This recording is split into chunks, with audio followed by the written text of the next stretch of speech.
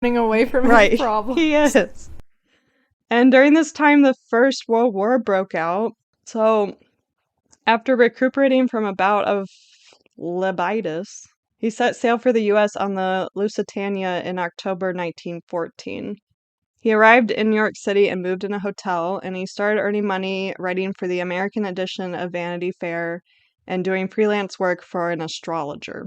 He also continued experimenting with magic on his own. Also, during this time, he professed to be of Irish ancestry and a supporter of Irish independence from Great Britain, and he began to support Germany in the war, which is kind of weird. What? Yeah. Wait, he's not Irish though, is he? No, he's not. Okay. So I'm not sure why Okay. he did that.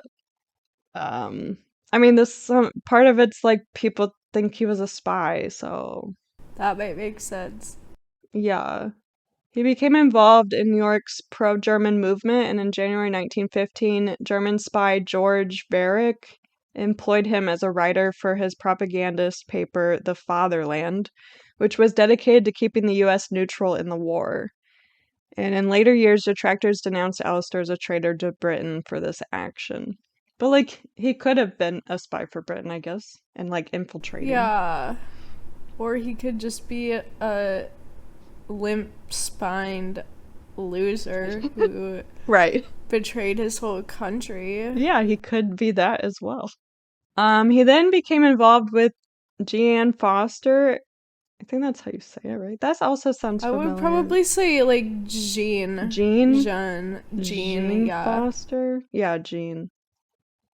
I guess just Foster sounds familiar, but and they toured the West Coast together. And when he was in Vancouver, which is the headquarters of the North American OTO, he met with Charles Jones and Wilfred Smith to discuss spreading thelema on the continent. He then went to Detroit and experimented with peyote again, and then he went to Seattle and all over California. Then he saw the Grand Canyon, and then he returned to New York, where he did more magical rituals involving drugs, and later he proclaimed himself Master Therion. He also wrote several short stories during this time. I feel like when most people do psychedelic drugs, they experience ego death. But I feel like it is just feeding his ego like no other. I think it is. He is just, yeah, he's becoming more full of himself. Yeah. Yeah. In December 1916, he moved to New Orleans, which he said was his favorite U.S. city, but then he spent February 1917 with relatives in Florida, and then he returned to New York City again in May, so he didn't really live in New Orleans that long.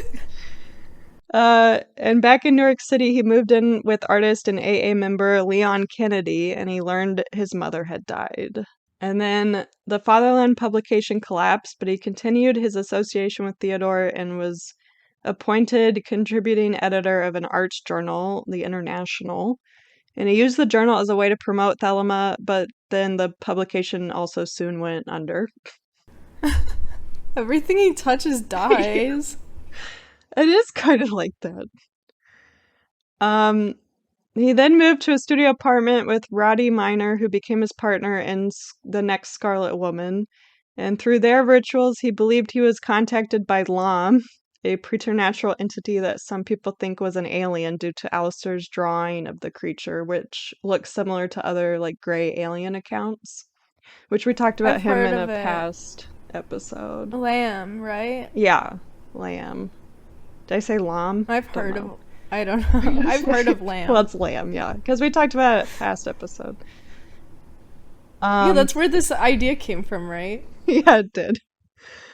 But shortly after this encounter, Roddy and Aleister's relationship ended. So he's got quick relationships. In 1918, he went on a magical retreat in the wilderness of Esopus Island on the Hudson River.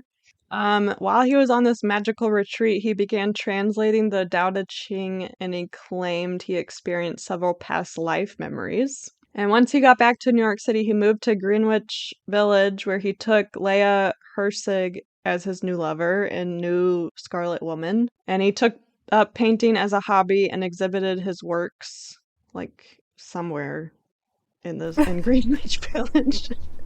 He's so, I don't know, like, He's all I over can't the believe we're place. even talking about him. I know. He also gained sympathy from Freemasons, and they gave him funding to revive the Equinox publications. Why? I don't know, because he's able to talk people into doing stuff. Oh my god. In mid 1919, he climbed in Montauk before returning to London in December. So now that he was back in London and he also had no money again, he came he came under attack from tabloids, which labeled him as traitorous scum for his work with the German war effort. And like I guess several of his friends were aware of his intelligence work, so maybe he was a spy, I don't know, but they urged him to sue the tabloids, but he refused. I guess he didn't care. But then he started suffering from asthma, and a doctor prescribed him heroin, which What? he became addicted to. Okay. I don't know that I've ever heard of heroin as an asthma treatment. Well, I don't know what kind of doctor he's going to, but Right. I don't know. But in January 1920, he moved to Paris and he rented a house with Leah Herzig, and they soon engaged in a menage a trois with Nanette Shumway. And Leah also had a newborn daughter, Anne, from someone else, not from Aleister. Oh, okay. So the three of them and her daughter, Anne, were living in this house in Paris. And he started forming ideas for a community of Thelemites, which he called the Abbey of Thelema. And he decided on Italy as a location, and he moved there in April, which he rented an old villa to convert into an abbey. Leah, her daughter, and Nanette, and I guess Nanette had 2 children, moved there with him. Oh my god. Can you imagine bringing children I know. Well, yeah, into this man's, like, sphere? right. And Leia's daughter is like a newborn. I think the 2 children were like between like 5 and 10, I guess, like somewhere in that age. But that's like crazy to bring them there. But he described the scenario as his idea of heaven. They wore robes, performed rituals to the sun god Ra at set times of the day, but the rest of the day they were each free to pursue their own interests. How are they living? How are they making any money? I don't know. I think he's just getting donations still from like the AA members and I guess maybe Who is supporting some him? Freemasons. And he does have like people are joining Thelema, I think. Oh my god. Like the idea is spreading, so I feel like they send him money. But yeah, he continued to paint while he was at the abbey, and he revised some of the holy books of Thelema. And the 3 children mostly played all day or like learned from their environment, like they didn't have any formal teaching or actual care. And he occasionally traveled to buy supplies, which included drugs as he was still addicted to heroin, and he also started to take cocaine. I, like, don't even have words. I know. It's so just irresponsible. Also there was no cleaning schedule at the Abbey, so soon like wild dogs and cats started wandering throughout the building and it quickly became unsanitary. And Leia's daughter died in October 1920, and soon after that Nanette gave birth to a daughter, Astarte. Oh my god. I can't imagine giving birth there too. I know, with the wild fucking feral animals. Right. What? Yeah, that's scary. None of them could clean? I guess not. I guess they didn't want to do that in their free time. There was no I schedule. mean, same, but They didn't. I think if my house became inhabited with feral animals, I might consider cleaning up. Right.